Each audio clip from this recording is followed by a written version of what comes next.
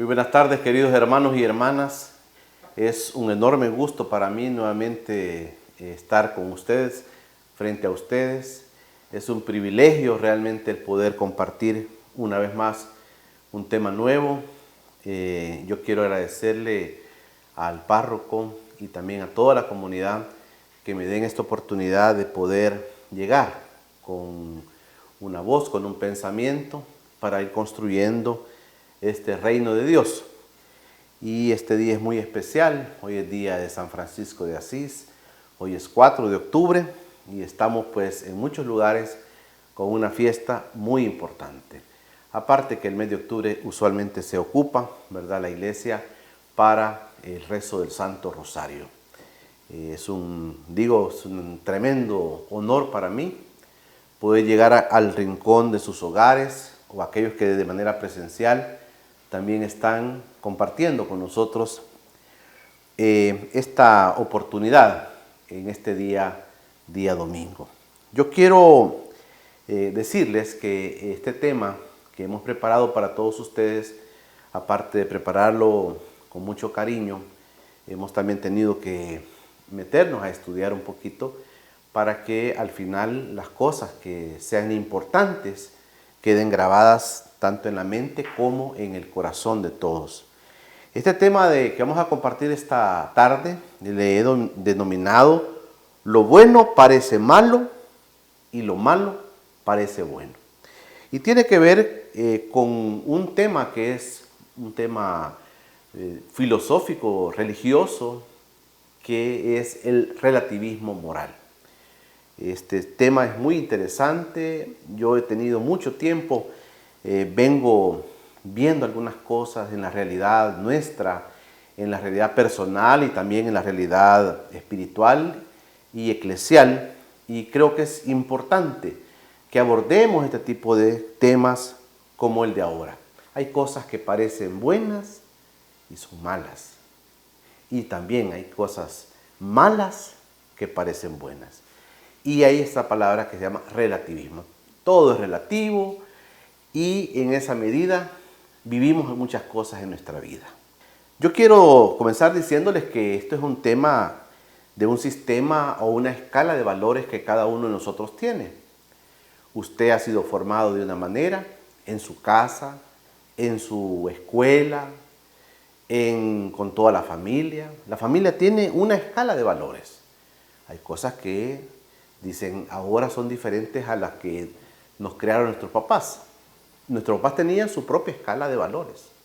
Las cosas buenas, las cosas malas, las teníamos muy claras todos y sabíamos qué hacer y sabíamos qué no hacer.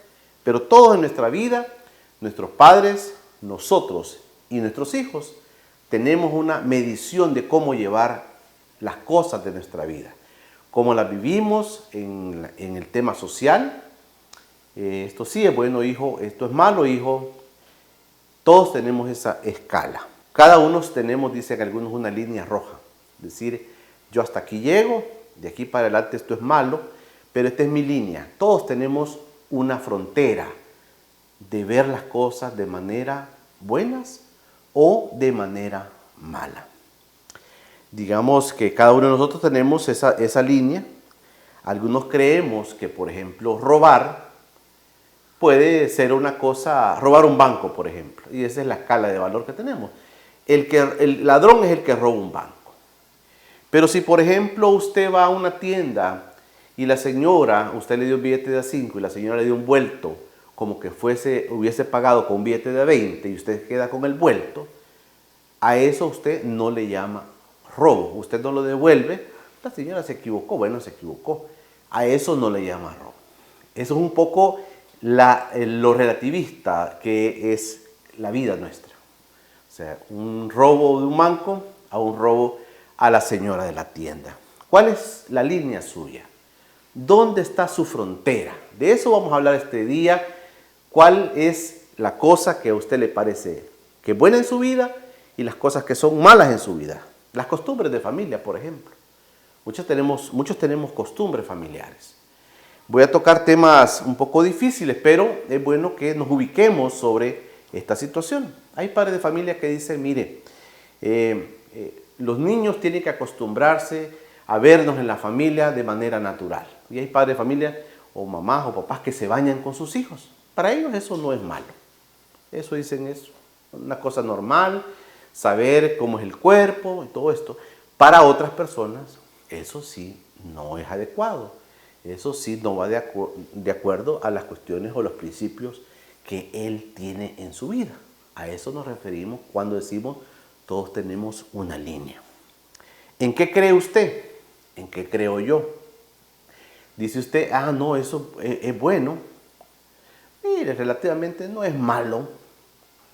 Eso puede ser bueno, puede ser malo, depende de cómo uno lo vea. Y empezamos con ese juego de relativizar las cosas. Y la libertad es una cuestión importante de entenderla. Es decir, yo soy libre para pensar, para ver las cosas.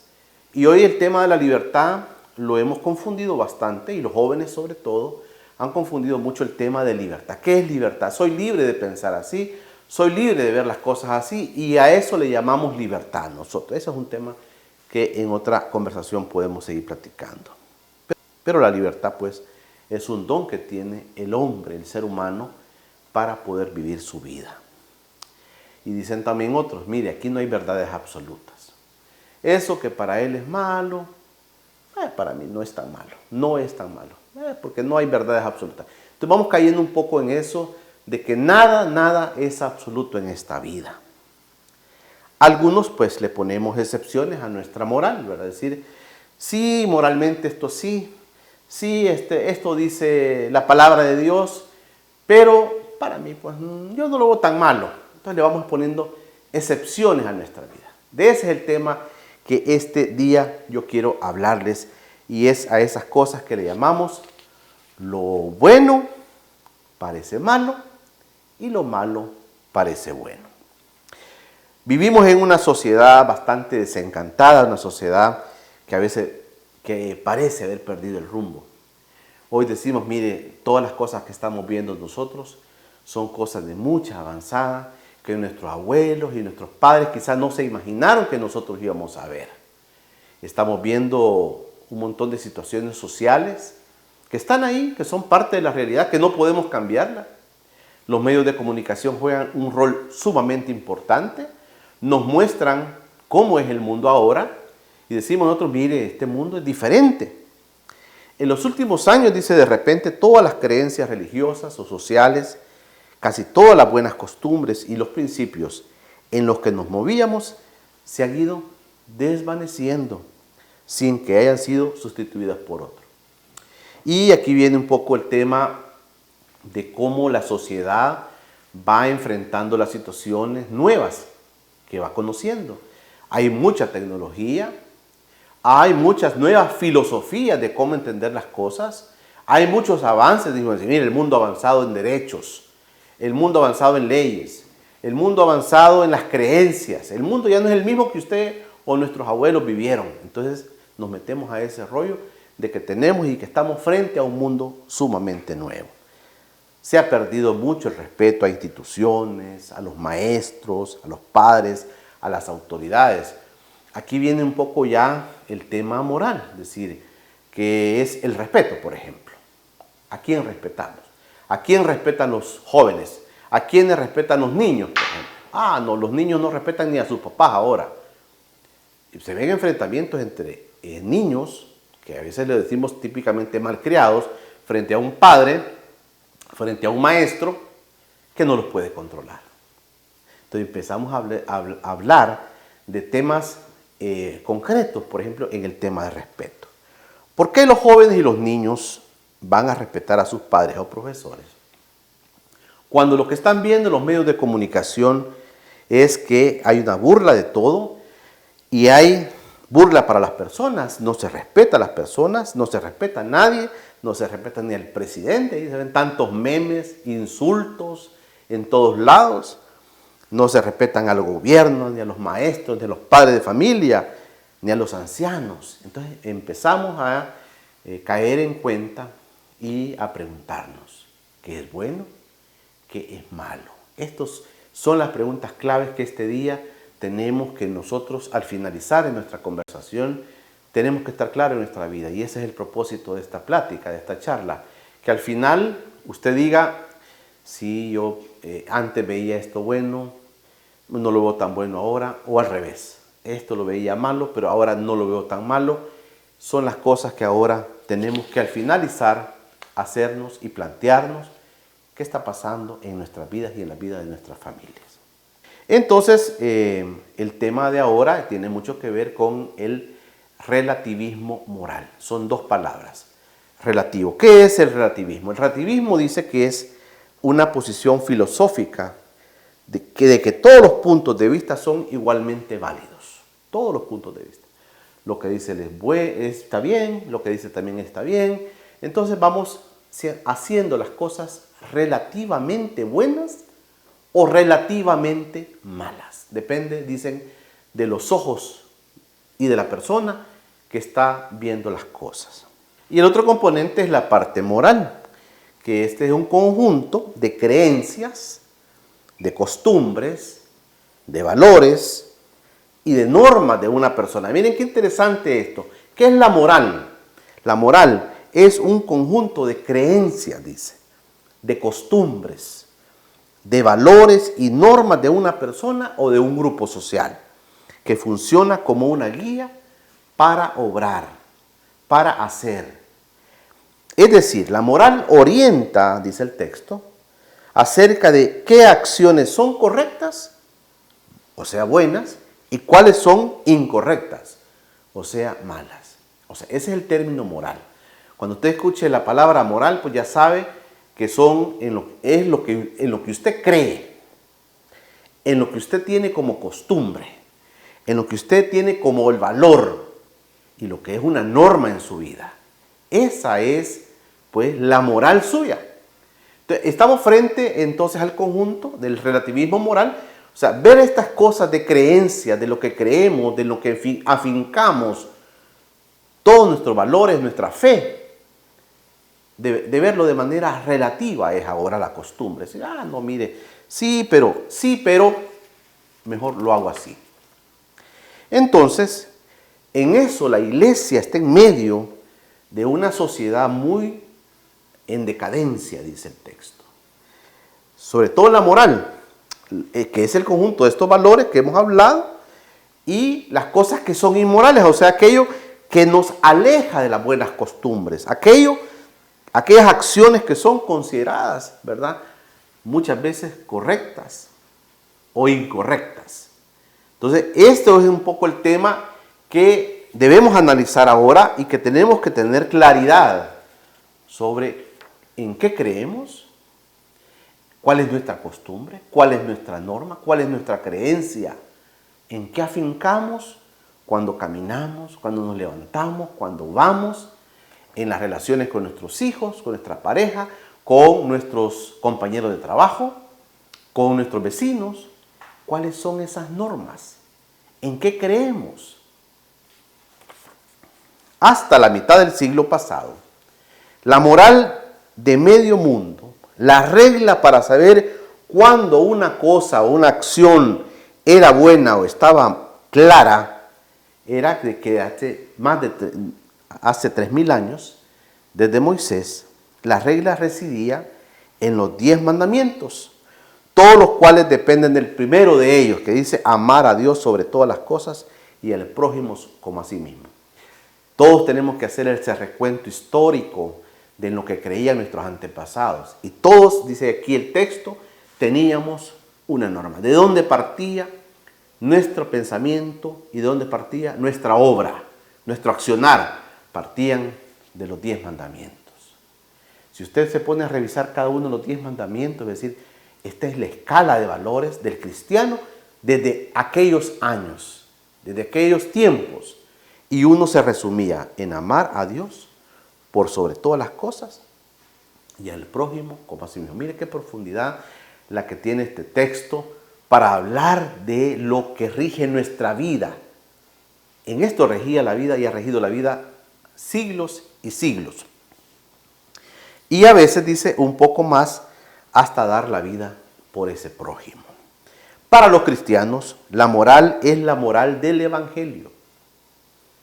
Aquí no hay donde perderse, sin contemplaciones, sin ambigüedades, y esta moral es eterna. No ha cambiado ni cambiará con el tiempo ni con las modas. Imagínense qué interesante y qué lindo este texto, que la moral suya, la de la comunidad, es la moral del Evangelio. No ande buscando de dónde. Es que fíjese que me encontré un libro que hablaba sobre el gnosticismo, que hablaba sobre el hombre ante el mundo de hoy, o que hablaba de las cosas que nos ponen en duda, la vida, la costumbre, la creencia, porque hay nuevas formas de pensamiento. No. Su pensamiento, su creencia, su valor, su norma está basada en el Evangelio. Si usted no se ha creído esto, si usted no está confiando en esto, entonces vamos a tener muchos problemas, porque vamos a comenzar a ver las cosas de diferente manera. Vamos a comenzar a matizar las cosas de otra forma. Y por eso queremos entrar un poco en materia. Y mucha gente exitosa, mucha gente que en el mundo tiene mucho éxito económico, profesional, deportivo, todas estas cosas, toda esta gente, quizás no están basando su vida en este propósito que nosotros los cristianos tenemos, que es sustentar nuestra vida en el Evangelio, que nuestra moral, que las costumbres nuestras estén basadas en un evangelio. Tal vez otras personas exitosas, ahí ven ustedes unas fotos de gente exitosa del mundo, que tal vez está basándolo en otra situación. Y vamos a leer el texto, dice: sin embargo, según las sociedades se enriquecen, los hombres nos vamos separando más de Dios y empezamos a considerarnos dioses. Se está perdiendo de vista a Cristo y a su evangelio. Sus mandatos parecen difuminarse. El hombre lleno de soberbia y poder se cree el único Dios. Entonces va basando en lo que yo creo, en cómo yo veo las cosas, en esto sí es bueno, esto sí es bueno, esto no, esto tal vez no me gusta. Entonces el hombre va endiosándose, como decimos, y va creyendo en él. Mal negocio es olvidar al Señor, dice el texto, y pretender sustituirle con personas o con cosas. En la actualidad nuestra sociedad, nuestra juventud, pasa de toda moral del pecado, de lo bueno y de lo malo. No diferencia entre lo grosero. Miren qué interesante esto. No diferencia entre lo grosero, lo insensato y la buena educación. ¿Cómo distinguir entonces entre lo bueno y lo malo? Pues nunca como hoy la juventud, las sociedades se han creído más libres y nunca han estado más manipuladas. Hay sin duda en el tema de la libertad, decir el concepto equivocado nuestro de libertad, de una libertad de pensamiento. Ya nos comenzaron a amarrar con el texto diciendo: mire, ¿en qué basamos nosotros nuestra moral? Basémosla en el Evangelio. Si usted la está basando en otras cosas, si usted la está basando en algo nuevo que leyó, en una tendencia, en una nueva ola de pensamiento, entonces está alejándose de esa moral cristiana en la cual hemos comenzado a hablar. Hay dos palabras entonces que tenemos que tener claras en esta plática. Una es que es el relativismo moral. Ya más o menos hemos ido entendiendo de qué se trata, de ver nuestras creencias, costumbres, normas, que es la moral, verlas de manera relativa. Entonces eso es la primera parte, relativismo moral. Yo quisiera que esta tarde todos tuviéramos claros a qué nos referimos cuando hablamos de relativismo moral. Y lo vamos a dejar afincado con el texto. Este sostiene, dice, que una cosa es buena o mala de acuerdo con los deseos y criterios del individuo. Depende de nuestros intereses. El dinero, el placer, la pereza, es la ideología del pragmatismo con miles de años. Un ejemplo nefasto lo tenemos en la enseñanza degradada a extremos impensables, donde, entre otras cosas, los alumnos mandan más que los profesores. Eso se está viviendo. Otro es la conducta sexual de nuestra juventud, para la que todo vale, menos las consecuencias. Por eso, para este concepto no existe el pecado ni la maldad. Si la sociedad legaliza una acción, entonces es buena esa acción. Esto es interesante en cuanto al relativismo moral. Y vamos a poner unos ejemplos. Hoy día estamos siendo testigos, por ejemplo, no solo de una relación homosexual, que esas relaciones han sido desde que existe el hombre, ¿verdad? Han sido, pues, desde años inmemoriales. Pero hoy se habla de matrimonio homosexual, hoy se habla de matrimonio entre personas del mismo sexo. Y ya se comenzó a legalizar esto. Ya les voy a presentar un video para que vean esto. Ya se comenzó a legalizar el tema del matrimonio. O sea, como ya la sociedad está pensando, porque hay una corriente que dice, mire, tienen derecho a casarse, entonces las sociedades han comenzado a legalizar el matrimonio homosexual. Entonces, ¿esto qué es para usted? ¿Es un avance de la sociedad? Le pregunto directamente. ¿Es un avance de la sociedad? ¿O es algo que a usted le parece inmoral? ¿O es algo que no está de acuerdo con la palabra de Dios? ¿Cómo le parece a usted esto? ¿Le parece que si usted no está de acuerdo con eso, no va a encajar en la sociedad? ¿Que si usted no está de acuerdo con eso, va a parecer una persona homofóbica, dicen? ¿Que si usted no está de acuerdo con esto, usted va a ir en contra de grupos de personas? Y al final dice, mire, si ellos se aman, déjenlos que se casen, déjenlos libres. El amor es lo más importante y no es lo que establece el Evangelio, no lo que establece la Biblia, no lo que establecen los principios morales cristianos. No, lo que vale es lo que la corriente, lo que las nuevas olas están diciendo. ¿Usted cómo se para entre estos temas? ¿Cómo ve estos temas usted de manera concreta? En el tema del aborto, por ejemplo, se dice, mire, en el tema del aborto, ¿qué es más importante? La vida de la persona, porque inclusive se habla de causales para el aborto. Mire, hay varios causales.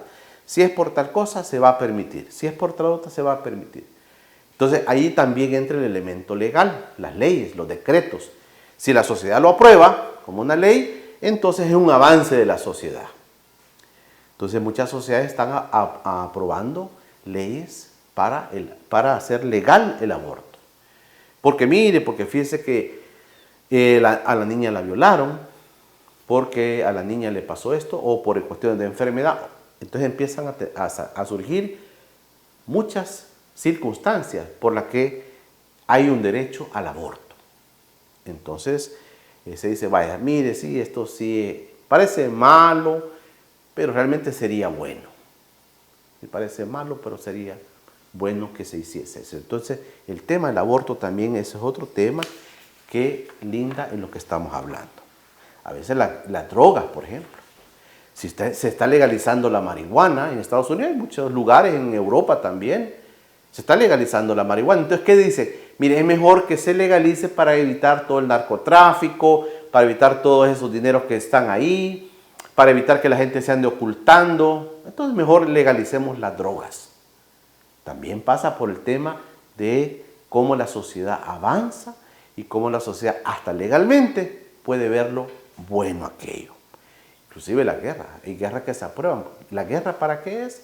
Bueno, buscan el poder, buscan sobreponerse al otro y hay muertes. Entonces muchas veces vemos las muertes buenas, como en la guerra, cuando peleaban los alemanes con los de Estados Unidos y aquellas películas viejas que veíamos, y cuando triunfaban los gringos entonces nos poníamos contentos cuando mataban a todos. Ahora también pasa, en muchas películas nos alegramos de que ese malo de la película parece bueno y ese que mató más y venció, entonces le dan el matiz de que ese asesino es un hombre bueno, y al final nosotros nos ponemos contentos que en la película terminen de esa manera. Las cosas que son malas pero parecen buenas. Las mafias. Yo a esto quería referirme un poco al tema del narcotráfico. Si usted ve esa aplicación de Netflix, va a encontrar muchas películas y muchas series del narcotráfico, de la vida de los narcotraficantes. Hay una historia interesante de Pablo Escobar que aparece ahí, que lo ponen como el héroe, el hombre que le ayudaba a las comunidades, el hombre que daba dinero, el hombre que le ayudaba a los pobres. Un hombre malo que la televisión nos lo pone como un hombre bueno. Así es. Y ahí puede verlo usted, muchas películas de narcotraficantes que al final hacen parecer a esa gente buena porque le ayuda a otros. La corrupción, en la corrupción, hoy sucede que en la parte política la gente cree que hay corruptos buenos y hay corruptos malos. Corrupción, es una cosa mala de donde usted la vea. Pero hoy hay corruptos buenos, estos son mis corruptos. Estos son tus corruptos. Los corruptos tuyos son los malos, mis corruptos son los buenos. Hemos llegado a relativizar hasta estas cosas. ¿Serán buenos o malos? Según legisle el gobierno. O sea, hay una ley. Bueno, hay una ley, se aprobó tal cosa. Bueno, entonces hay que seguir. Y eso es lo bueno, porque hasta hay ley para eso. Hemos caído en un relativismo moral donde cada cual decide por sí mismo y a su conveniencia lo que está bien y lo que está mal. Esto es muy cierto. Nosotros vemos a nuestras conveniencias las cosas buenas o las cosas malas. Así las determinamos. Superado el enfrentamiento entre el bien y el mal, llega la teoría del caos, donde, como dijo Bill Clinton, todo es posible y nada es cierto. Todo es fachada, todo es mentira. Cada uno tiene su negocio y cada uno su propia verdad. Interesante. Quiero que veamos este siguiente video para ilustrarnos un poco sobre las cosas que están pasando hoy día, que son la nueva ola, que es la nueva tendencia, que son las nuevas corrientes y que usted debe aceptarlas o no debe aceptarlas. Veamos.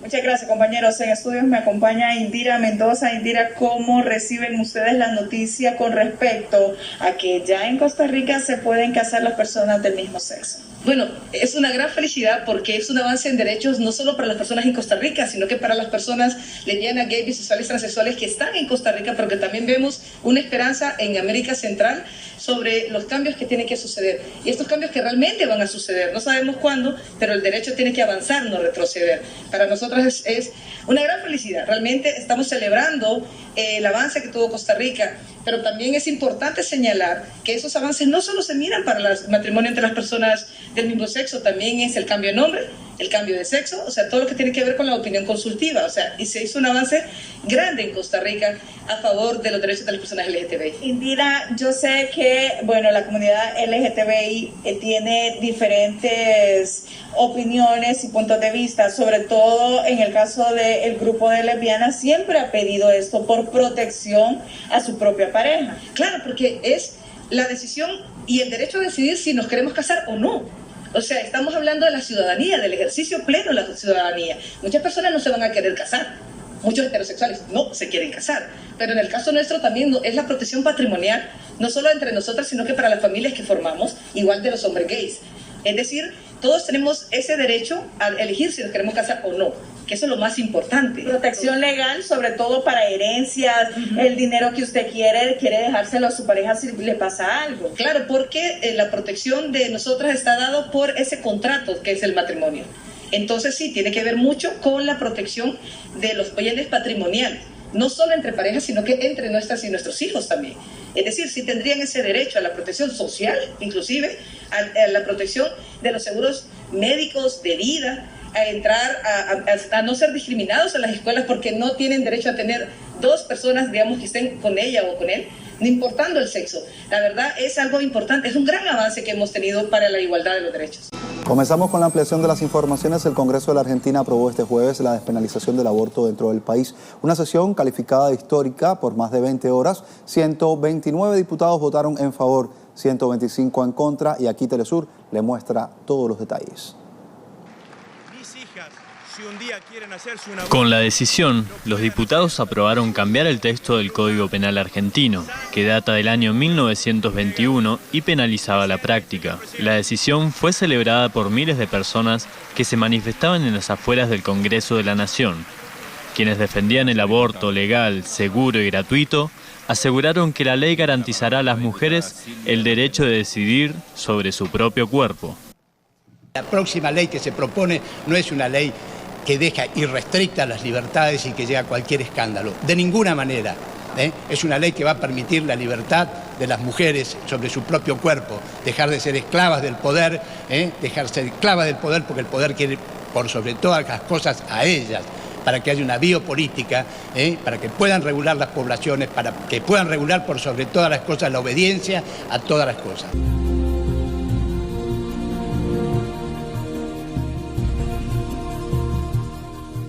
Hola, yo soy Fernando López, estamos aquí en la San Carlos.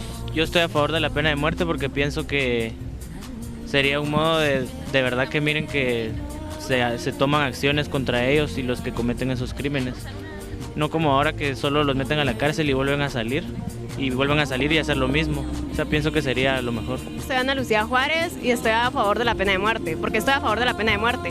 Porque los criminales desde la cárcel de verdad que no reciben su castigo, no reciben la sanción como merecen y desde la cárcel manejan pues contrabando y si no se mueren seguirán con lo mismo, ¿verdad? Hola, soy Nancy Paz, soy de la Universidad Mariano Gálvez y estoy a favor de la pena de muerte porque yo pienso que todos tienen que pagar sus culpas. Mi nombre es Sergio Bocanegra y pues con respecto a la pregunta de la pena de muerte estoy pues en contra porque creo que no es justo, a pesar de cómo sean las personas, no es justo ni tenemos el derecho de quitarle la vida a nadie, ¿verdad? Y pues ahí sí que únicamente es Dios el único que tiene esa decisión. Hola, soy Fernando Campo y estoy aquí en la Universidad Francisco Marroquín y estoy en contra de la pena de muerte.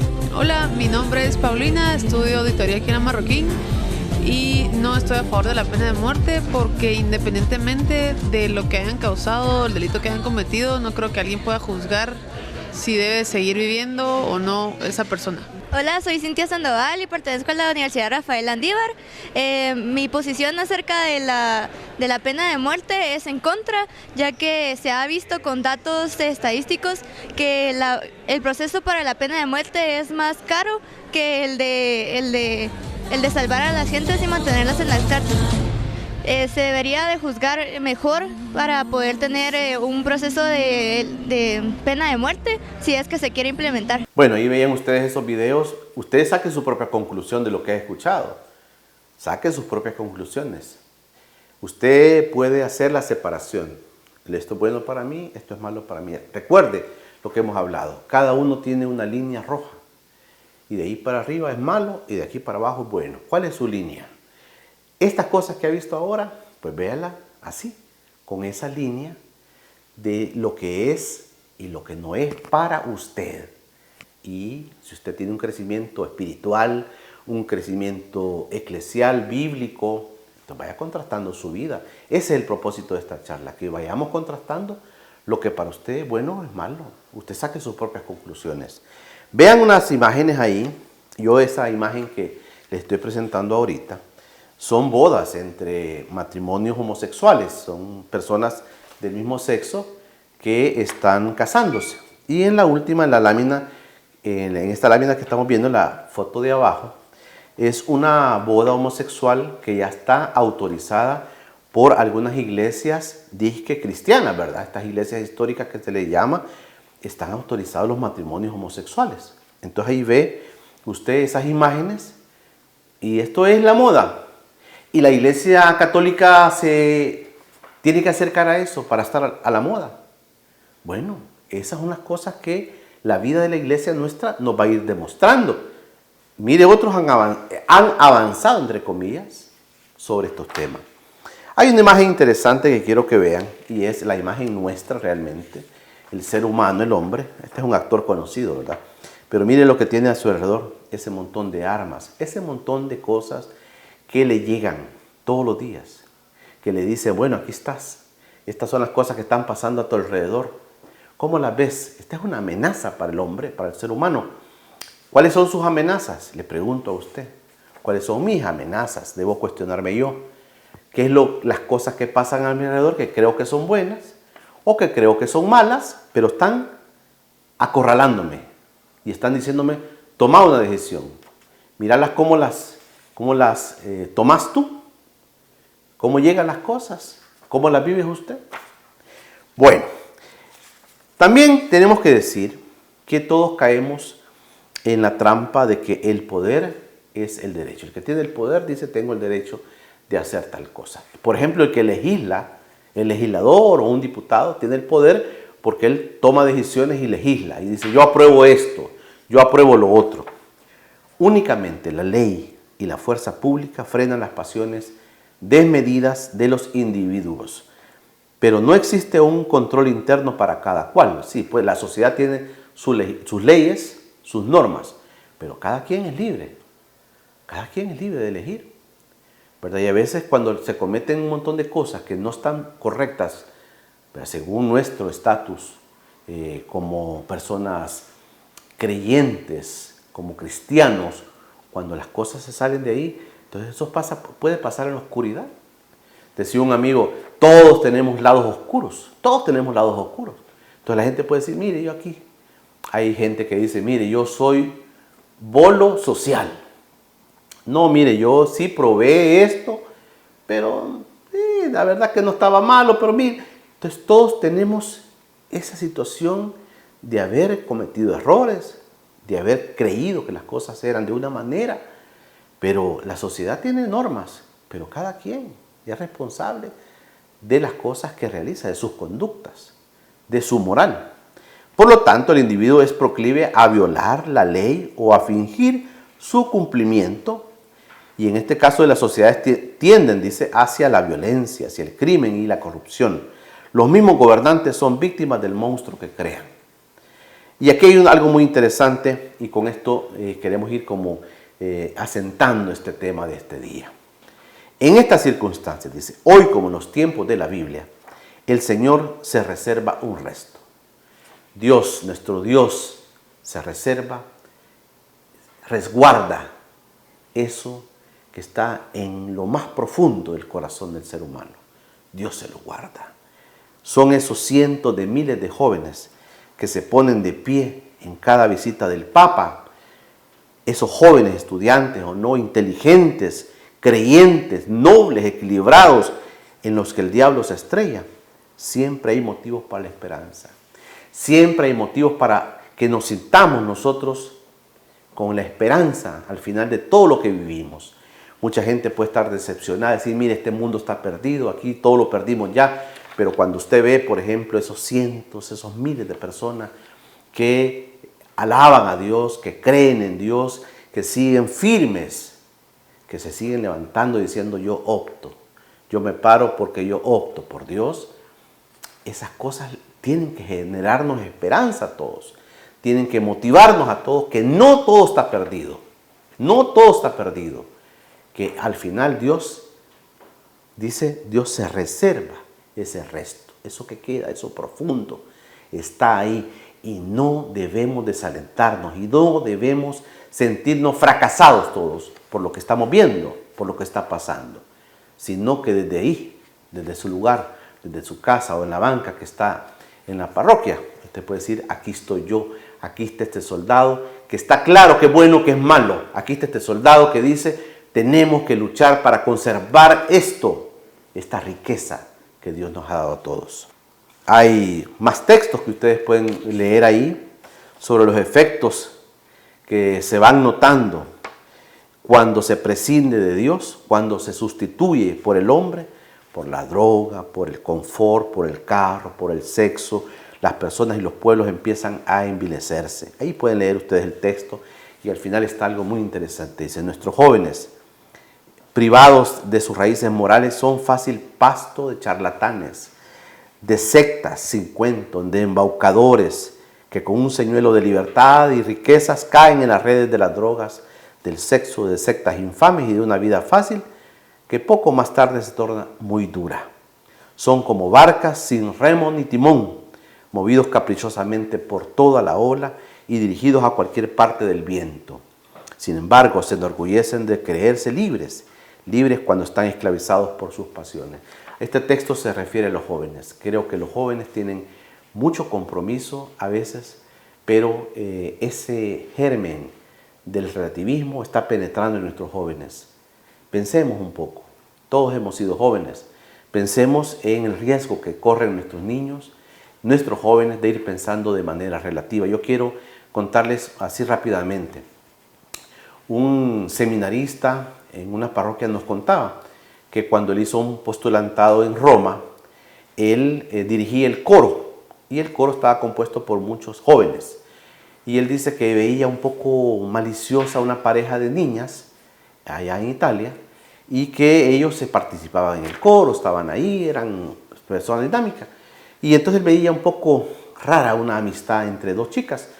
Y al final él dice que tuvo la oportunidad de conversar con ellas y ellas le contaron a él que ellas eran pareja, ellas eran novias y pertenecían a la iglesia, estaban ahí, caminaban en esa iglesia y que dijeron, nuestra aspiración es casarnos en esta iglesia. Esas cosas están pasando. ¿Usted qué piensa? ¿Qué piensa de esto? ¿Piensa que debemos llegar a estas situaciones? ¿Piensa que no?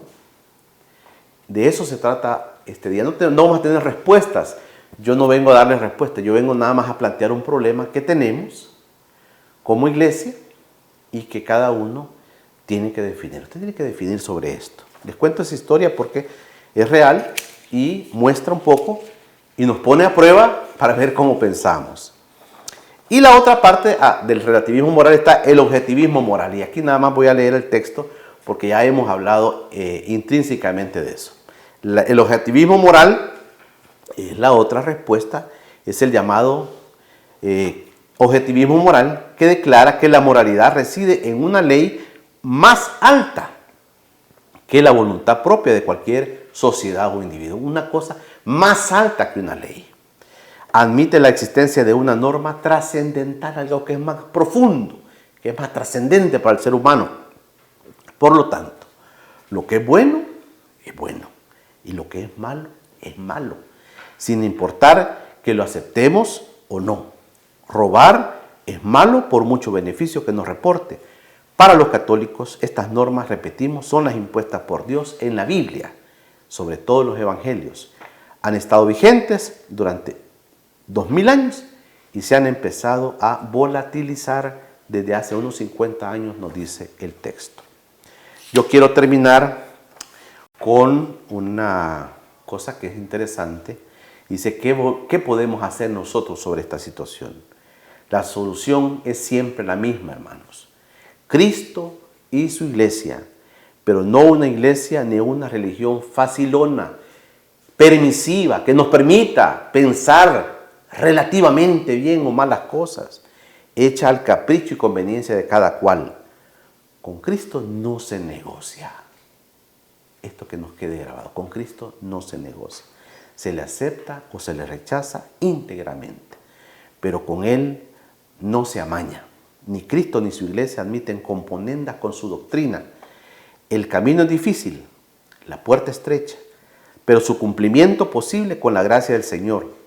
Un ejemplo lo tenemos en Leonardo Mondadori, el hombre más poderoso del mundo, de la editorial, un italiano que tenía una editorial, y hasta hace poco uno de los millonarios más cínicos y antirreligiosos de Europa, que hizo pública su conversión al catolicismo. Y escuchen esto: para Mondadori, la iglesia ha quedado como el último baluarte contra las locuras de nuestro tiempo. También aquí la vida me ha demostrado, dice él, que quien sigue esa ortodoxia católica que funciona desde hace 2000 años, nunca queda defraudado. Veamos este video del Papa Benedicto XVI, el Papa Ratzinger. Vean lo que nos dice. Una descrizione molto attuale.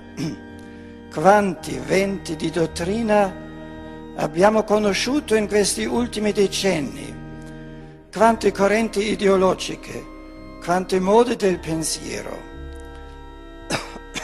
La piccola barca del pensiero di molti cristiani è stata non di rado agitata da queste onde, gettata da un estremo all'altro, dal marxismo al liberalismo fino al libertinismo, dal collettivismo all'individualismo radicale, dall'ateismo ad un vago misticismo religioso, dall'agnosticismo al sincretismo e così via. Ogni giorno nascono nuove sette e si realizza quanto dice San Paolo sull'inganno degli uomini, sull'astuzia che tende a trarre nell'errore. avere una fede chiara, secondo il credo della Chiesa, viene spesso etichettato come fondamentalismo, mentre il relativismo, cioè il lasciarsi portare qua e là da qualsiasi vento di dottrina, appare come l'unico atteggiamento all'altezza dei tempi moderni. Si va costituendo una dittatura del relativismo che non riconosce nulla come definitivo e che lascia come ultima misura solo il proprio io e le sue voglie. Noi invece abbiamo un'altra misura, il Figlio di Dio, il vero uomo. È lui la misura del vero umanesimo. Adulta non è una fede che segue le onde della moda e l'ultima novità. Adulta e matura è una fede profondamente radicata nell'amicizia con Cristo. Yo creo que es muy claro lo que hemos escuchado del Papa Benedicto XVI cuando él habla sobre todo ese montón de olas. Pero ojalá que esta conversación de esta tarde nos haya dejado por lo menos la inquietud. Yo estaría contento con que todos nos quedemos con la inquietud, con la pregunta: ¿qué es bueno para mí? ¿Qué es malo para mí? Y que todos hagamos la reflexión, que ustedes en su casa y en la parroquia también hagamos la reflexión, que saquemos una lista, póngale una raya en medio y diga: esto es bueno para mí, esto es malo para mí. Que usted diga en qué está afincando su moral, en qué está afincando su moralidad, qué son las cosas que usted debe hacer su vida, cómo está su crecimiento. Si usted ve en el balance que algunas cosas que realmente son malas, si usted las considera relativamente buenas, entonces cuestiónese, preguntémonos. Que esta plática haya servido para eso, para motivarlos. No me considero un experto en estos temas, pero sí como cristiano y pues como una persona inquieta sobre estos temas, he estudiado un poquito para que poderles exponer mis inquietudes, pero que todos al final nos quedemos con esa pregunta: ¿qué está pasando en mi vida? Y también transmitirla a nuestros hijos. ¿Cómo ver las cosas? Hijo, eso no, eso sí. Hijos que ya se fueron de la casa a vivir con su novia y usted dice: sí, ya viven juntos ellos, no se han casado, pero viven juntos ellos. ¿Para usted eso es bueno o es malo? Pensemos. Eso es un poco la motivación que quiero dejarles este día, y con eso vamos a terminar con esa frase que les dejo ahí. Mateo 24:35, cuando dice: el cielo y la tierra pasarán, pero mis palabras jamás pasarán. Es el mensaje de este día para todos ustedes. Quiero reiterar mi agradecimiento a la comunidad por esta nueva invitación que me hacen, y ojalá pues no los defraude, y ojalá que por lo menos les quede la inquietud del tema de este día, y que todos hagamos una reflexión profunda sobre nuestra vida de cara a esto que hoy pues el Señor nos ha permitido conocer. Pasen todos una feliz tarde.